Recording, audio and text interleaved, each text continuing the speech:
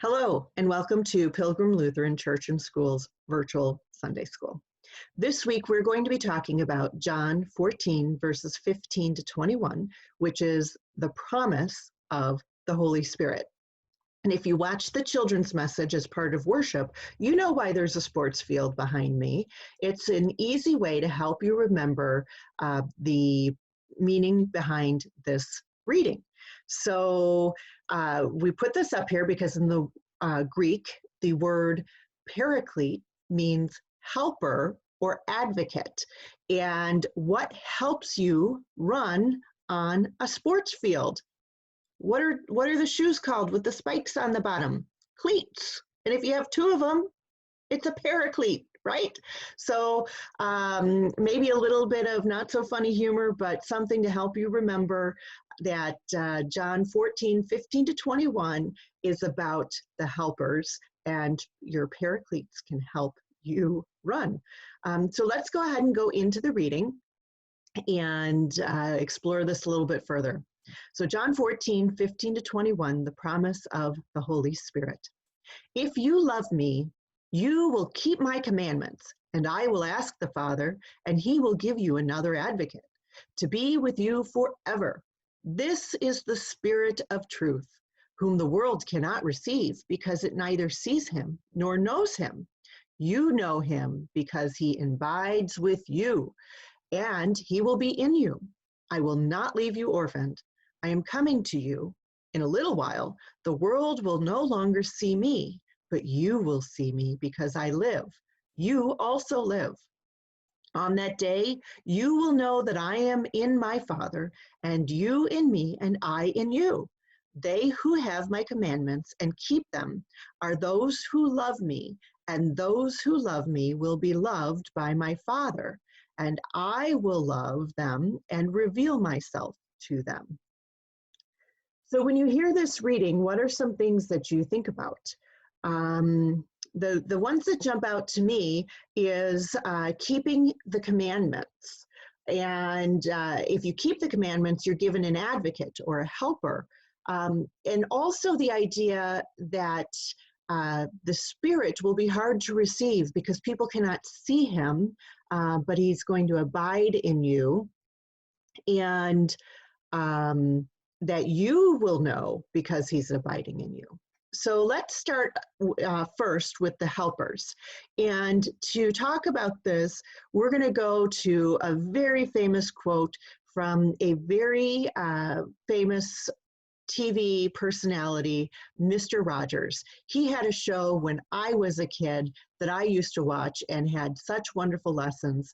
And the one lesson that we're sharing today is something that he shared from his mom. When I was a boy and I would see scary things in the news, my mother would say to me, "Look for the helpers. You will always find people who are helping."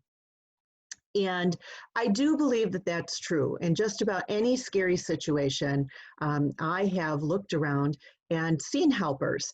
And right now, one of our helpers are coming from our first responders and our nurses and our grocery store workers and our teachers. All of these people are pitching in right now to help us. And so the picture behind me was taken from my front window, and it was a parade that was going through my neighborhood just a couple days ago with the city of Chicago coming through and really honoring the students this year. So I thought that was a really great way that they are helping us to get through not being able to go to school in person. So I think that's wonderful that we have helpers that can come help us. And a lot of times the helpers are the answers to our prayer. But then it also talks about, how do you know?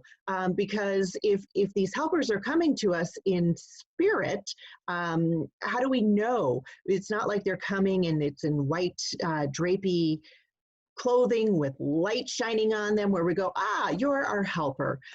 We have to feel it, right? We have to feel it because the Holy Spirit is abiding in us, and it's abiding in the helpers.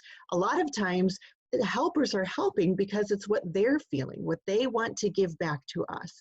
And that's what makes us a strong community, is when you have a lot of people, each individual person feeling the spirit within them to be a helper for somebody else.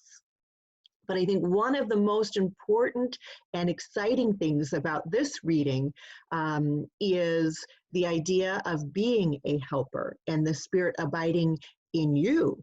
And so I think of two organizations that I'm a part of, and probably at least one that you're a part of, that help advance this idea. Pilgrim Lutheran School, the B's, right? One of the B's is to be helpful. And so that could be as small as hanging your coat on a hook when you come in, that's helpful. Could be doing a job at home or school. It could be helping to collect food to give to a food pantry, or helping somebody that you didn't even anticipate to help that day just because you see them in need.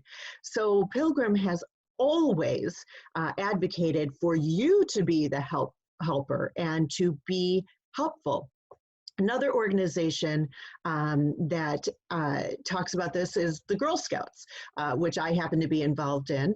And I listen to the Girl Scout Law, where they talk about serving God and country.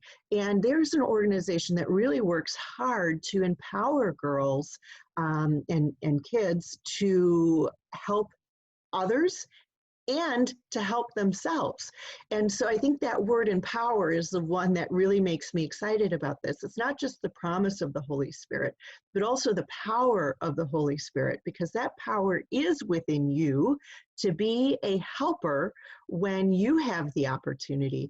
But it also is the promise to receive help when you need it and when you remain prayerful and true to the commandments.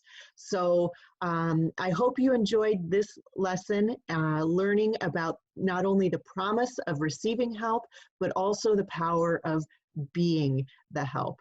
And have a wonderful week, and I look forward to seeing you next week.